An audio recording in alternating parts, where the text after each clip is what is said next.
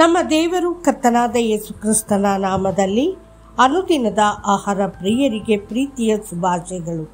2024 August ತಿಂಗಳ 24ನೇ ತಾರೀಕಿನ ಶನಿವಾರದ ದೇವರ ವಾಕ್ಯವು, ಕರ್ತನು ಪೌಲನ ಕಣ್ಣುಗಳನ್ನು ತೆರೆದನು. ಪೌಲನು, ಜನರೇ, ಈ ಪ್ರಯಾಣದಿಂದ ಸರಕಿಗೂ ಹಡಗಿಗೂ ಮಾತ್ರವಲ್ಲದೆ ನಮ್ಮ ಪ್ರಾಣಗಳಿಗೂ ಕಷ್ಟವೂ ಬಹು ನಷ್ಟವೂ ಸಂಭವಿಸುವುದೆಂದು ನನಗೆ ತೋರುತ್ತದೆ ಎಂದು ಅವರನ್ನು ಎಚ್ಚರಿಸಿದನು. ಅಪೊಸ್ತಲರ ಕೃತ್ಯಗಳು 27:10. ನಮ್ಮ ಕಣ್ಣುಗಳು ಏಕೆ ತೆರೆಯಬೇಕು?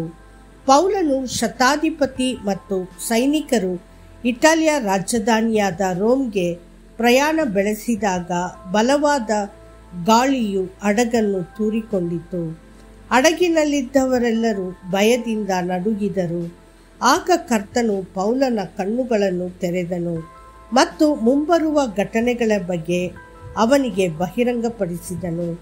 ಪ್ರವಾದಿಯ ಕಣ್ಣುಗಳು ಏನಾಗುವುದೆಂದು ಊಹಿಸಬಲ್ಲವು.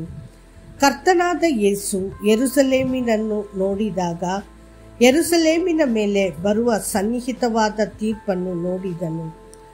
ಆಗ ಅದರ ಬಗ್ಗೆ ತರುವಾಯ ಆತನು ಸಮೀಪಕ್ಕೆ ಬಂದಾಗ ಪಟ್ಟಣವನ್ನು ನೋಡಿ ಅದರ ವಿಷಯವಾಗಿ ಅತ್ತು, ನೀನಾದರೂ ಸಮಾಧಾನಕ್ಕೆ ಬೇಕಾದುದನ್ನು ಇದೇ ದಿನದಲ್ಲಿ ತಿಳಿದುಕೊಂಡರೆ ಎಷ್ಟೋ ಒಳ್ಳೆಯದು.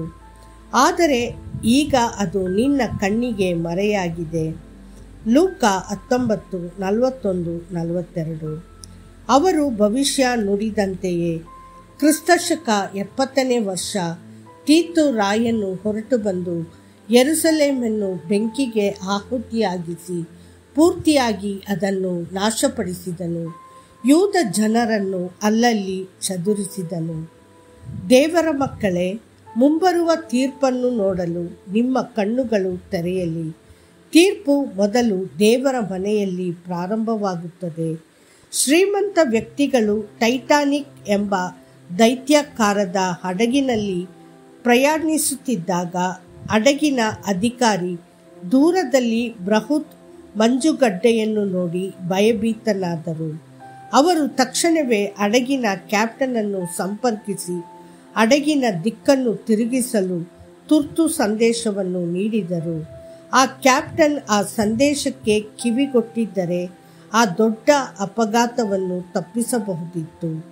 ಆದರೆ ಮದ್ಯದ ಅಮಲಿನಲ್ಲಿದ್ದ ಕ್ಯಾಪ್ಟನ್ ಎಚ್ಚರಿಕೆಯನ್ನು ನಿರ್ಲಕ್ಷಿಸಿದನು. ಪರಿಣಾಮವಾಗಿ ಹಡಗು ಬೃಹತ್ ಮಂಜುಗಡ್ಡೆಗೆ ಅಪ್ಪಳಿಸಿತು. 100 ಜನರ ಸಾವಿಗೆ ಕಾರಣವಾಯಿತು. ಯೆಹೋವನು ತನ್ನ ಸೇವಕರ ಮೂಲಕ ದೇವರ ಮಕ್ಕಳನ್ನು ಎಚ್ಚರಿಸುತ್ತಾನೆ. ಪ್ರವಾದಿಗಳು ಮುಂಬರುವ ಅಪಾಯಗಳನ್ನು ಮತ್ತು ಸಮಸ್ಯೆಗಳ ಬಗ್ಗೆ ಆ ಎಚ್ಚರಿಕೆಗಳಿಗೆ ಕಿವಿಗೊಡುವುದು ನಮ್ಮ ಕರ್ತವ್ಯ. ಆ ದಿನ ಹವ್ವಳು ಹಣ್ಣಿನ ಸೌಂದರ್ಯವನ್ನು ನೋಡಿದಳು, ಹಾವಿನ ಮೋಹಕ ಮಾತುಗಳಿಗೆ ಕಿವಿಗೊಟ್ಟಳು. ಆದರೆ ಆಕೆಯ ಕಣ್ಣುಗಳು ಕುರುಡಾಗಿದ್ದವು. ಅವಳು ಹಣ್ಣಿನ ಹಿಂದೆ ದೇವರ ತೀರ್ಪು ಮತ್ತು ದೇವರ ಆಜ್ಞೆಗೆ ಅವಿಧೇಯತೆಯ ಪಾಪವನ್ನು ನೋಡಲಾಗಲಿಲ್ಲ. ಲೋಟನು ಸೊದೋಮ್ ಮತ್ತು ಗೊಮೊರ ಭೂಮಿಯ ಫಲವತ್ತತೆಯನ್ನು ಮಾತ್ರ ನೋಡಿದನು, ಆದರೆ ಆ ನಗರಗಳ ಸನ್ನಿಹಿತವಾದ ವಿನಾಶ ಮತ್ತು ಬೆಂಕಿಯಿಂದ ನಾಶವಾಗುವುದನ್ನು ನೋಡಲಾಗಲಿಲ್ಲ. ಇಸ್ಕರಿಯೋತ ಯೂದನ ಕಣ್ಣುಗಳು 30 ಬೆಳ್ಳಿಯ ನಾಣ್ಯಗಳ ಮೌಲ್ಯವನ್ನು ನೋಡಿದವು. ಆದರೆ ಕರ್ತನಾದ ಯೇಸು ದ್ರೋಹದ ಹಿಂದೆ ನೇಣು ಹಾಕುವ ಮೂಲಕ ತನ್ನ ಸನ್ನಿಹಿತವಾದ ಮರಣವನ್ನು ಅವನು ನೋಡಲಾಗಲಿಲ್ಲ. ದೇವರ ಮಕ್ಕಳೇ, ನಿಮ್ಮ ಆತ್ಮಿಕ ಕಣ್ಣುಗಳು ತೆರೆದರೆ ಒಳ್ಳೆಯದು. ಭವಿಷ್ಯವನ್ನು ತಿಳಿದುಕೊಳ್ಳಲು ಪ್ರವಾದಿಯ ಕಣ್ಣುಗಳಿಗಾಗಿ ಕರ್ತನನ್ನು ಕೇಳಿ. ನೆನಪಿಡಿ, ಕಷ್ಟಾನುಭವಕ್ಕಿಂತ ಮುಂಚೆ ತಪ್ಪಿ ಹೋಗುತ್ತಿದ್ದೆನು, ಈಗಲಾದರೂ ನಿನ್ನ ನುಡಿಗಳನ್ನು ಕೈಕೊಳ್ಳುತ್ತೇನೆ. ಕೀರ್ತನೆಗಳು 119:67. ಕರ್ತನು ನಿಮ್ಮನ್ನು ಆಶೀರ್ವದಿಸಲಿ. ಆಮೇನ್.